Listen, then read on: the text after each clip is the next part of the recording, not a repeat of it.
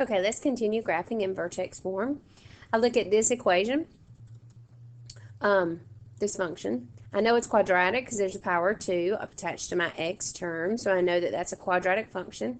I'm thinking that it's in vertex form because I've got a set of parentheses raised to the second power, but I'm a little confused because there's not something added or subtracted from the end.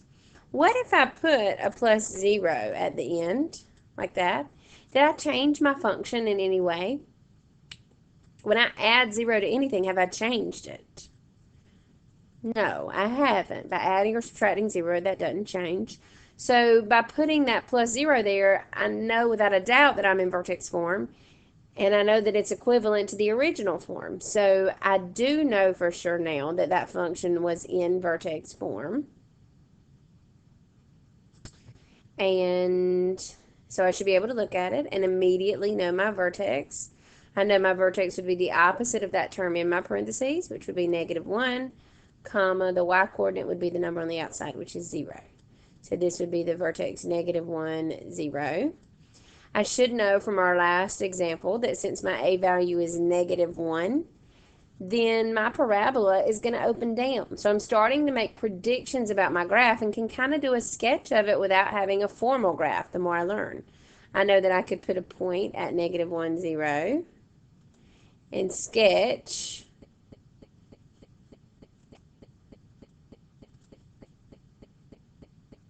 that my parabola would open down. Now that's very messy, but that's something that I can picture in my head to know that when I make the formal graph, it will be accurate. Okay, so I need 2 points to the left of -1. If -1 is right here, to the left of that would be -2 and -3. I need 2 points to the right of -1. I want to create symmetry, so to the right of -1 would be 0 and 1. Quadratic function is all about its symmetry. We use that to our advantage. It makes our graphing a lot easier.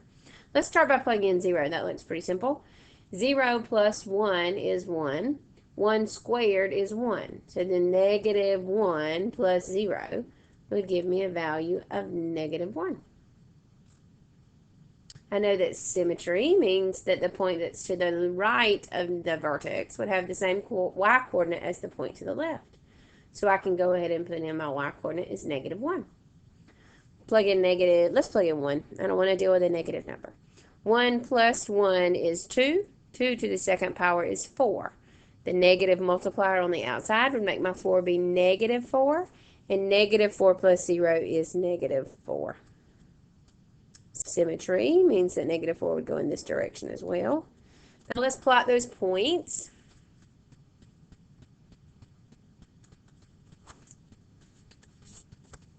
-3, -4, -2, -1, -1, 0, 0, -1, 1, -4. Oh, look at where my points are. They're right along where I drew my graph. Let's plot it exactly. And look at there. My parabola is right there where I expected it to be. I've got the graphic equation, the graphic representation, the t-chart representation, and the equation representation that all create the same function. Let's look at one more together. This guy doesn't look like he is in vertex form at all. But you remember on this last one, how we were missing a plus 0 on the outside? Where are we missing a plus 0 at now? If I put plus 0, excuse me, with my parentheses, if I wrote it like that, did I change my function at all? What's x plus 0? It's still x. That's what the original problem said, was just x squared. So since x plus 0 is the same as x, this function that I just manipulated is the same as the one that I began with. So this guy, although he didn't look like he was in vertex form, using a little bit of common sense, I can get that he is in vertex form. So my vertex would be 0, 7. Put that into the middle of my t-chart, just like it goes into the middle of my graph. I need points to the right of 0, which would be 1 and 2. I need points to the left of 0, which would be -1 and -2. Let's plug in 1. 1 plus 0 is 1. 1 squared is 1. And 1 plus 7 is 8. So that would be the point 1, 8. When I plug in, I know symmetry means that that point to the left would have the same y coordinate. When I plug in 2, 2 plus 0 is 2. 2 squared is 4. 4 plus 7 is 11. Symmetry means that the point 2 away from my vertex, 2 to the right of my vertex, would be the same y coordinate as 2 to the left. Let's graph these points. Plot these points. -2, 11. -1, 8. 0, -7. 1, 8. And 2, 11. And then let's look at our graph. By connecting those points,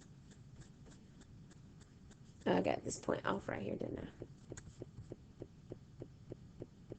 Oh, that was not supposed to be 0, -7. That's supposed to be 0, +7.